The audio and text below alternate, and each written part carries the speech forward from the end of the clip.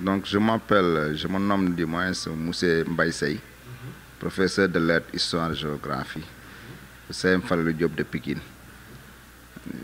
T'es politique? Oui, je suis politique, je suis syndicaliste. Parce que je suis actuellement aussi le secrétaire général de la sous-section syndicale départementale de Pékin. C'est le SAEMS, quoi. Ok, merci Moussa Nying de m'avoir posé cette question. En tant que résident de la commune de Wakhanan Nimzat depuis 1996, durant le magistère de Moussé Kaledounias, en passant par Badou Faye, vous m'avez posé des questions à savoir comment vous voyez le bilan de Moussé Racine Talla comme maire. Donc, en tant que résident de la commune et acteur politique et syndical, donc je peux dire que le bilan du maire Moussé Racine Talla, c'est comme tout un habitant d'une localité. Il faut que le maire aussi son bilan. Mais je peux dire qu'en termes d'infrastructures, surtout au niveau de l'embellissement de certains quartiers, au niveau de Wakhanan Nimzat, toujours il y a des problèmes. Si on fait le tour des quartiers comme Darou Rahman, là où les quartiers inondés ont été déguerpis vers Kermassar ou bien vers le plan Djahaï, il y a toujours des problèmes. Si on regarde aussi au niveau de la bande des Filao aussi, il y a beaucoup de choses qu'on voit parfois qui n'entrent pas vraiment dans le cadre d'embellissement de la commune de Wakhanan Nimzat tel qu'on l'espérait, quoi. Donc il y a beaucoup de choses qui restent à faire au niveau de Wakhanan Nimzat. Il y a beaucoup de choses qui restent à faire, vraiment.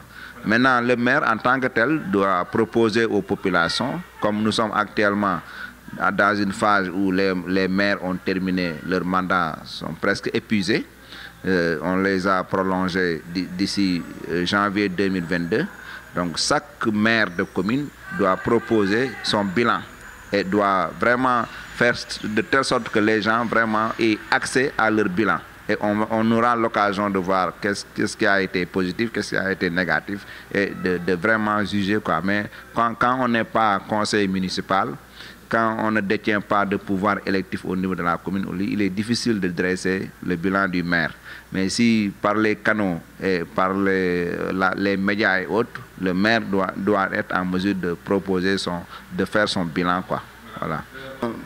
Pour le bilan de Racine Talla, ce que je peux dire c'est que nous sommes dans une période post-Covid.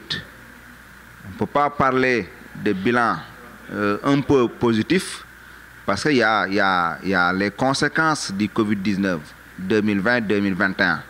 Mais à travers les 3 années passées, normalement, si on dit qu'il y a un bilan totalement positif, on risque de dire des contre-vérités. Parce que moi, en tant qu'observateur, en tant que résident parfois, et même quand je parle en connaissance de cause, parce que je suis le secrétaire général de la zone 12. Moi, je suis dans la mouvance présidentielle, dans Benno Bokk Yakaar, au niveau de Wakhanan Nimzat. Donc je dis qu'il y a beaucoup de choses qui restent à faire. Mais on ne peut pas dire que son bilan est complètement négatif, mais il y a beaucoup de choses qui restent à faire au niveau de Wakhanan Nimzat.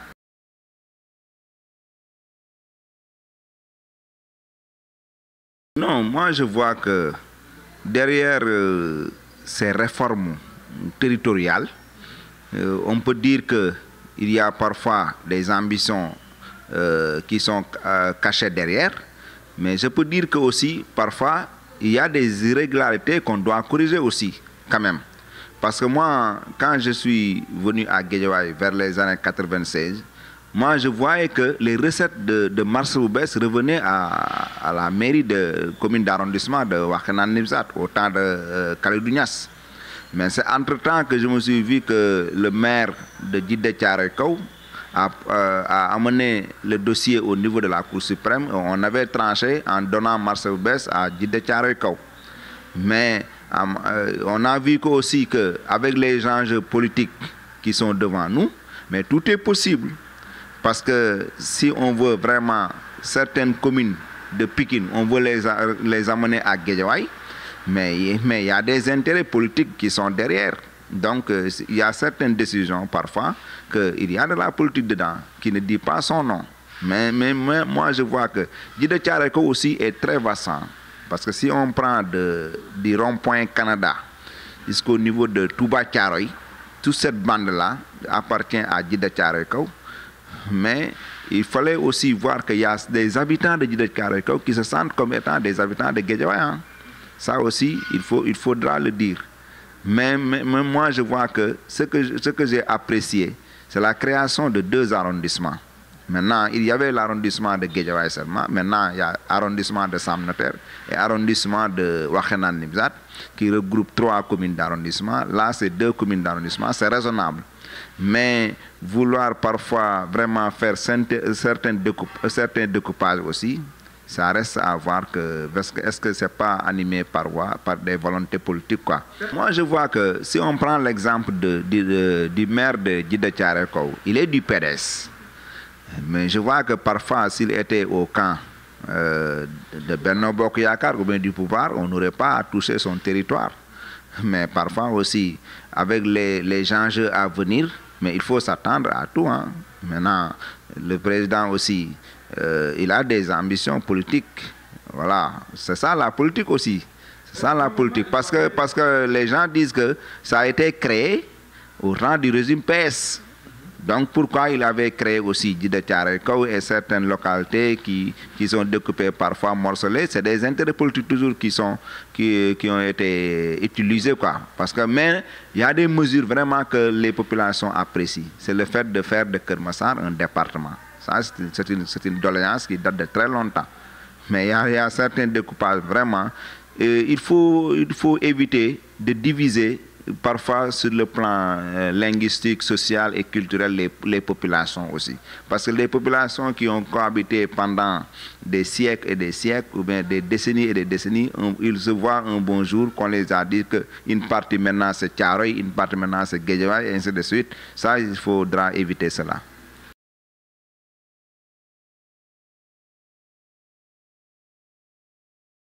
Non, au niveau des élections locales, moi, ma position sera très claire.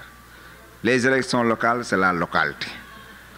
Donc, si par des tractations ou bien par des stratégies politiques, on impose aux populations un candidat qui n'est pas vraiment à la hauteur, ou bien les populations ont vu que ça reste beaucoup à faire, ces candidatures-là ne passeront pas.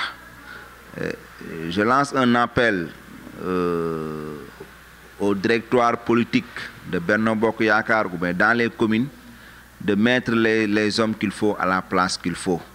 Parce qu'ici, on se connaît.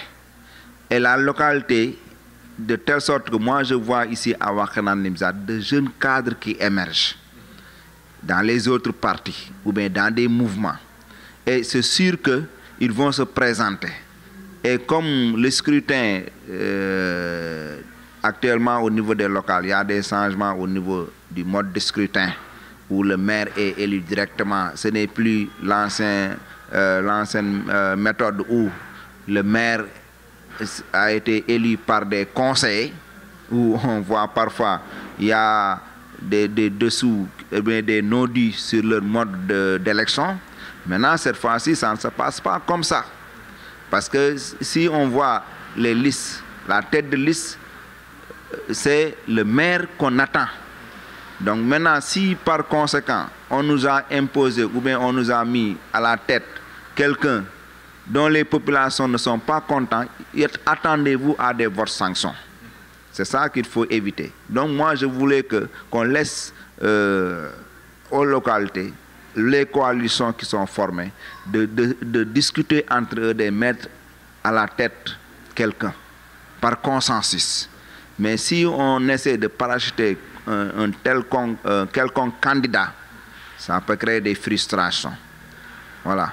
Donc, le dernier mot, c'est, je peux dire que maintenant, dans les communes qui seront dirigées dans l'avenir, surtout les élections de 2022, il y aura forcément donc des maires qui sont venus au pouvoir par ce qu'on appelle l'alternance générationnelle.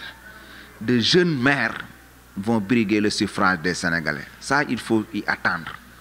Voilà.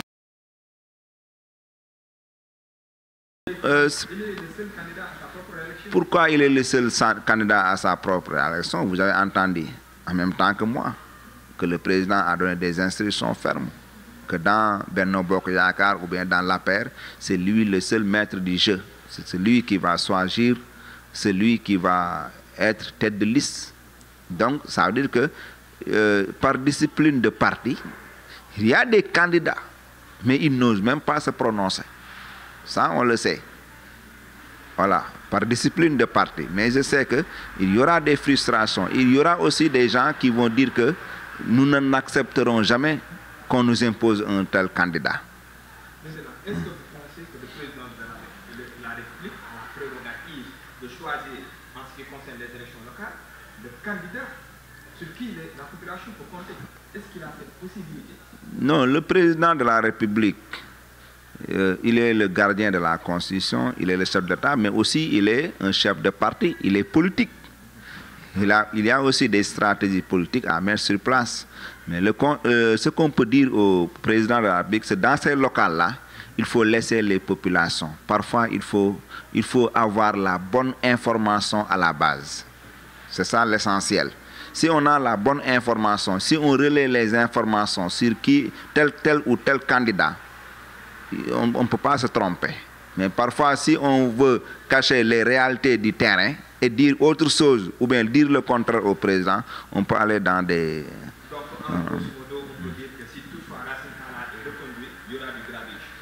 Non, je ne peux pas dire ça, mais si on risque de ne pas perdre les locales au niveau de Benno Bokk Yakaar, il faut que la candidature soit issue d'une large concertation des acteurs, quoi. Je vous remercie. Merci. C'est à moi de vous remercier, M. Ning. Merci.